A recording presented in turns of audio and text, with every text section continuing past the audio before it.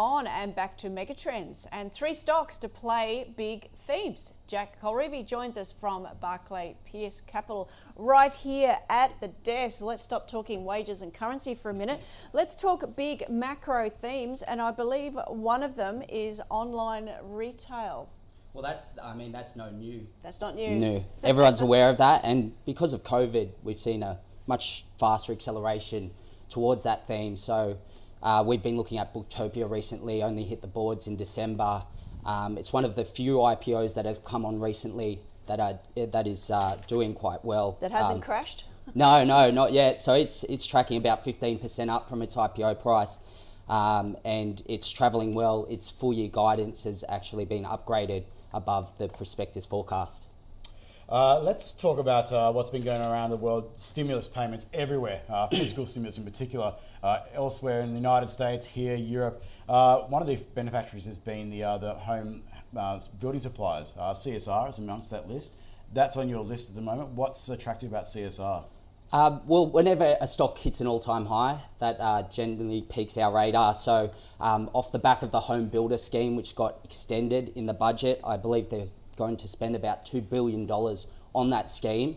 And the forecast suggests about a $30 billion multiplier effect down the line that's going to go into constructions and renovations for all that. We also need to couple the fact with that Australians spend $65 billion on international travel every year. So that money is now being spent in the home, and so that's flowing through to these homemakers and the construction space. So CSR,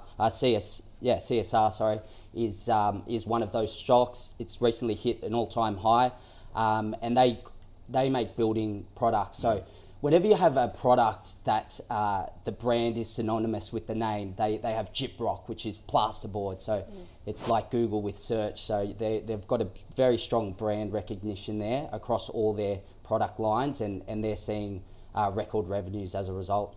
So does that make CSR a bit rich at the moment, or you think it's still a buy with so much work left in the pipeline? I think there's a lot more to come with this, definitely just with the extension of that home builder program. We're going to see a lot more uptick in renovations and new home builds. They're suggesting over 100,000 new homes and 30,000 renovations. Last week we were having a chat with GrainCorp MD and Chief Executive Robert Spurway on the program. It's on your list as well, I believe. Basically, when it comes to weather patterns and having to go and feed the world, it's pretty complex, but you like to look at the company?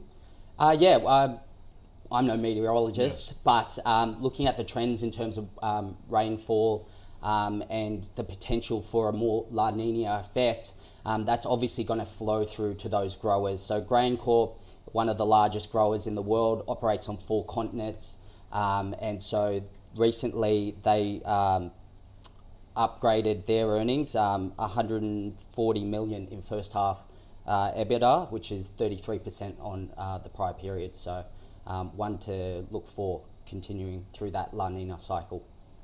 And of course, going forward, we've been talking about, actually, who did we have on yesterday? Was talking about the Northern Hemisphere conditions are not great. So that, by definition, we get the price rises down here in the Southern Hemisphere. Well, it's all on that opposite effects. So when La Nina is going on down here, it has the opposite effect up there. So it tends to fluctuate the prices in the different regions. But GrainCorp, nice and well and diversified, working on different continents. So when it's not working on one level, it's working on the other. Yeah, reaping the rewards at the moment. Jack, a real quick one to go and finish off, and more a top-down view. When it comes to where you see the markets at the moment, how difficult or easy is it to find opportunities out there at the moment? Because people are talking, well, it's no, things are fully priced at the moment, so it's less out there to go and look at. What's your sense? Yeah, you're 100% right there. It is a difficult market, and we're seeing a big transition at the moment away from those very high price growth stocks as inflation fears creep into the picture. People going to more defensive assets now, and we're seeing the rise of that commodity super cycle at the moment. Iron ore prices, copper prices, and gold and silver are starting to tick up as well. I really like silver. From a precious metal side of things, it's a store of value, but also 50% of silver is used in industrial purposes. 30 grams of it goes into a solar panel. So there's opportunity to play that renewables transition as well from that angle. There we go, silver. Maybe one to go keep an eye on. Jack Colreavy from Barclay Pearce Capital. Thanks for joining us on the Thanks program for having today. me. Good to see you.